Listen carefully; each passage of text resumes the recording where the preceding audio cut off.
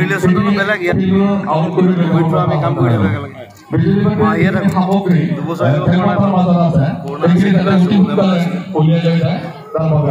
last কলাগুৰু festival আছিলোঁ আমি ইয়াত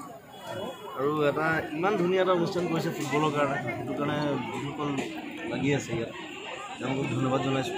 আৰু মই আহিবলৈ পাই খুবেই ভাল পালোঁ কিন্তু মোক কওঁতেই মই পুলিলৈ মই যাম আৰু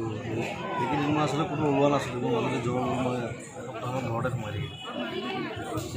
কিন্তু আহি ভাল লাগিছে আৰু ধুনীয়া বতৰটো অলপ ধুনীয়া আছে ঠাণ্ডা পৰিব নিয়ৰ পৰিছে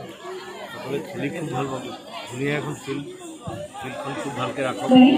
খেলক ফুটবলটো হৈছে গোটেই ইউনিটিৰ প্ৰতীক গোটেই পৃথিৱীত মই আগতে মই ৰাছিয়াৰ কথা কৈছোঁ যাওঁতে তাত যিখন দেশে খেলে কিন্তু চব একেলগে থাকে ৰাতি একেলগে লগ হয় মেচ আছে দুখন দেশৰ আমাৰ বাৰু আমাৰ টিম নাছিলে তথাপিও মই চাব গৈছোঁ মই সেই ফিল্ডটো ল'বৰ কাৰণে গৈছোঁ